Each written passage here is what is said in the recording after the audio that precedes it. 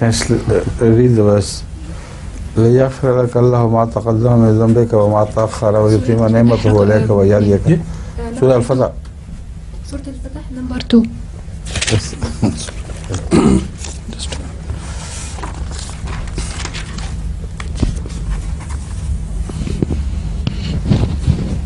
इक्कीसवें 20वें 21वें पारे में होगी. कौन सा पार्ट है? 1091 सफ़ा देखा है. 1091 सफ़ा देखा.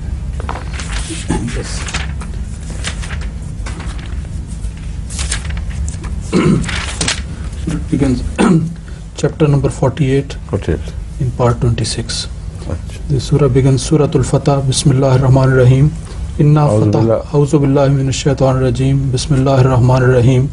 Inna fatahna laka fathan mubinan liyaghfira laka Allahu ma taqaddama min dhanbika wa ma ta'akhkhara wa yutimma ni'matahu alayka wa yahdiyaka siratan mustaqima.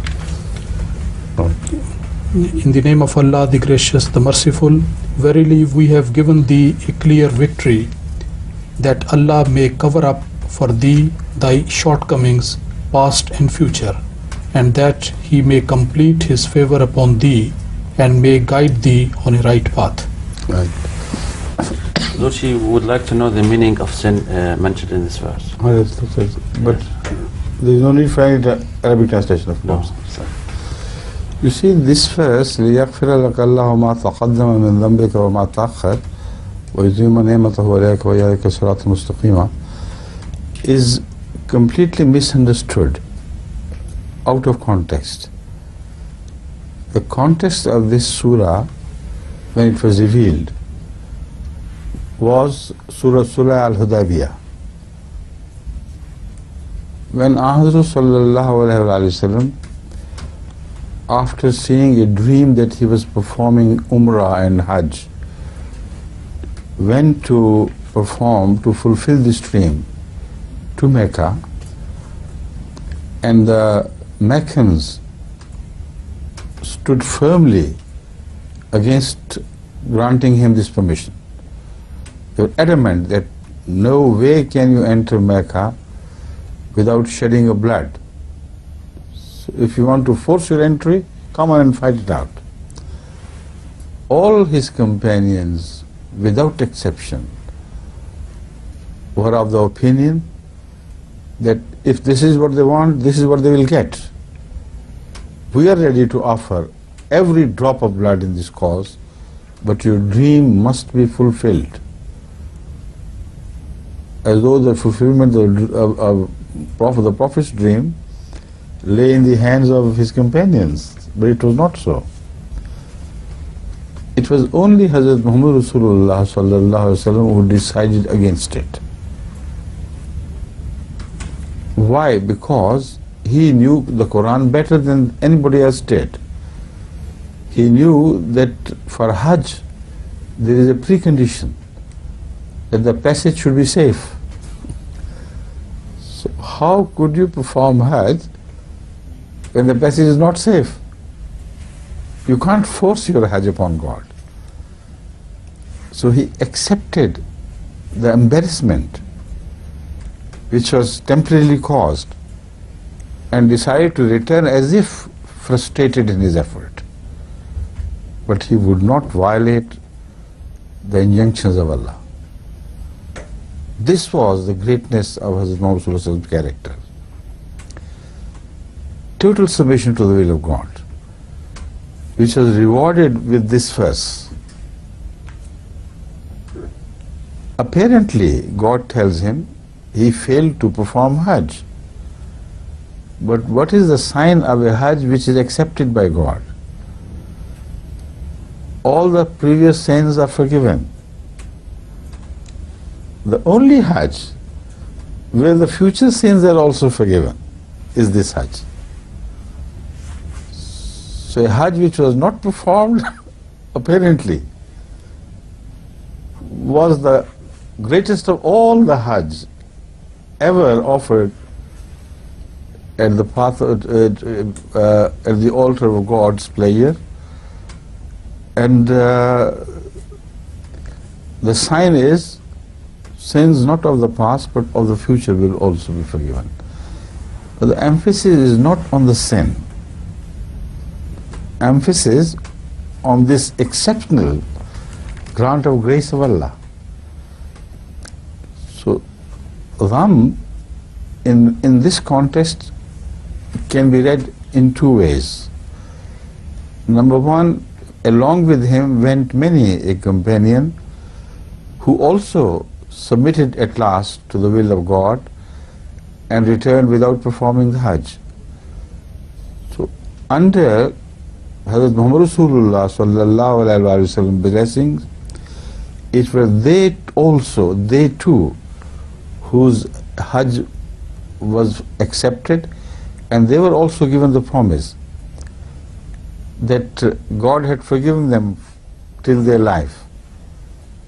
Bayt Ridwan, which was being conducted, is mentioned elsewhere in the Holy Quran with the same purpose. So when you talk of sins as such, because Hazrat sallallahu alaihi wasallam was to symbolize this special grace of Allah, so he is addressed in singular. But his companions may have committed some sins as well as some faults, may have been inadvertently committed by them.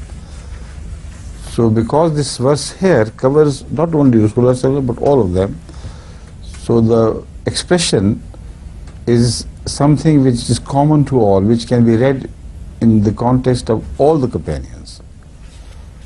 But when it comes to Hazrat Muhammad Rasulullah sallallahu alaihi wasallam himself, then Dhanb can only be translated in relation to his own person and his own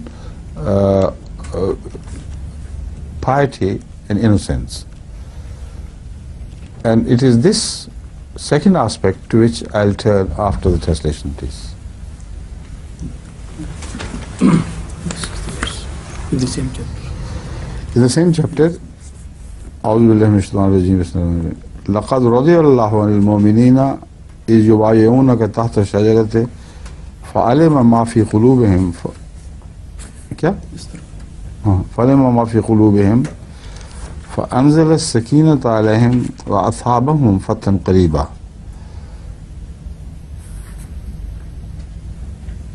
This Ridwan, which was granted to Sahaba, is unanimously believed to be a Ridwan for life. Normally, when people die, then you say Raziyallahu. But this Ridwan, Bayt Ridwan, is called Bayt Ridwan because they were also granted the security against sin, and they were also granted a pardon till the end of their lives.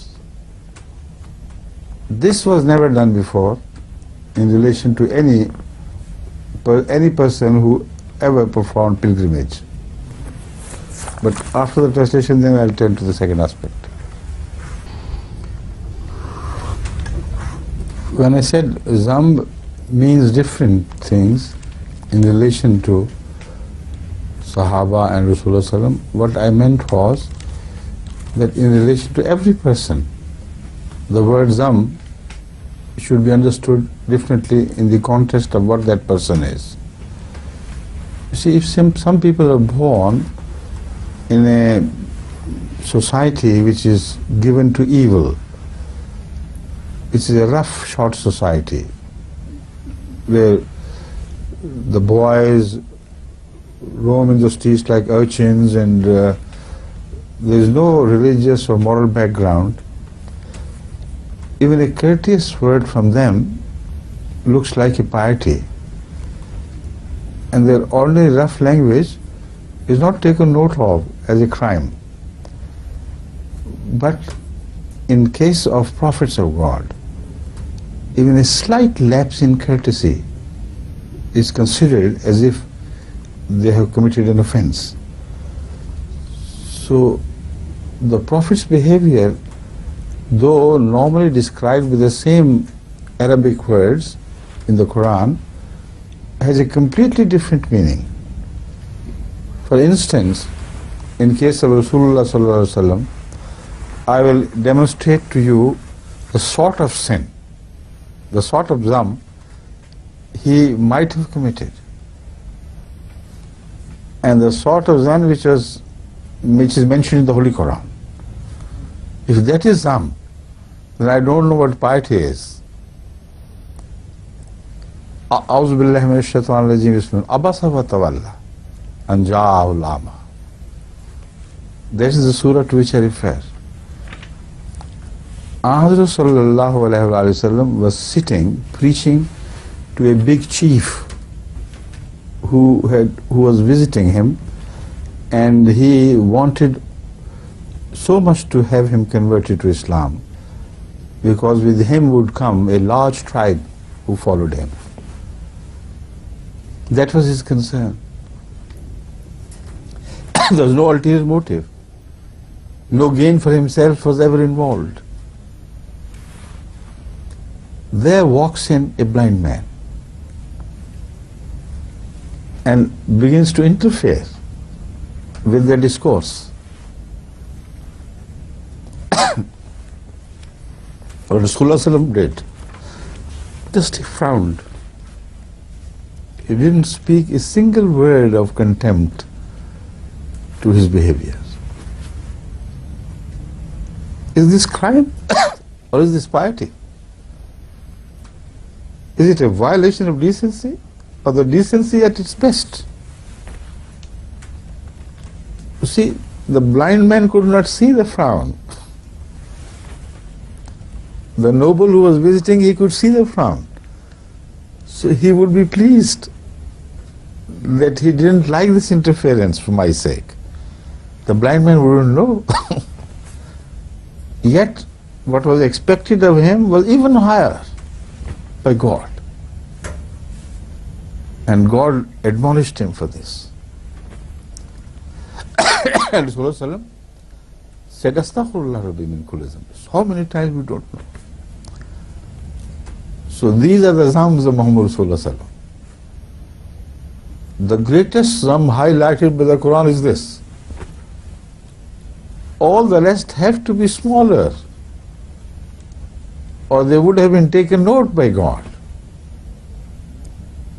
If this was not left unmentioned, why should God cover greater sins if they were ever committed by Muhammad Rasulullah?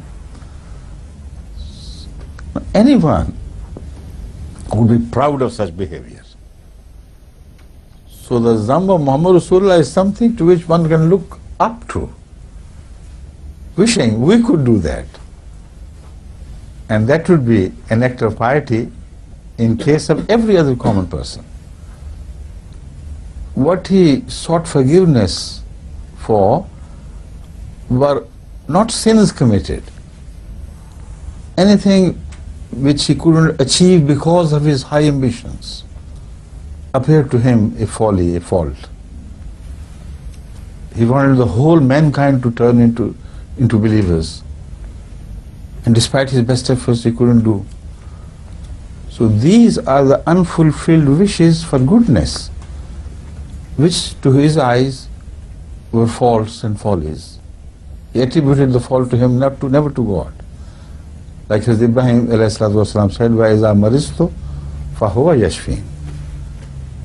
So one should understand the meaning of the Quranic text in the context of to whom it applies.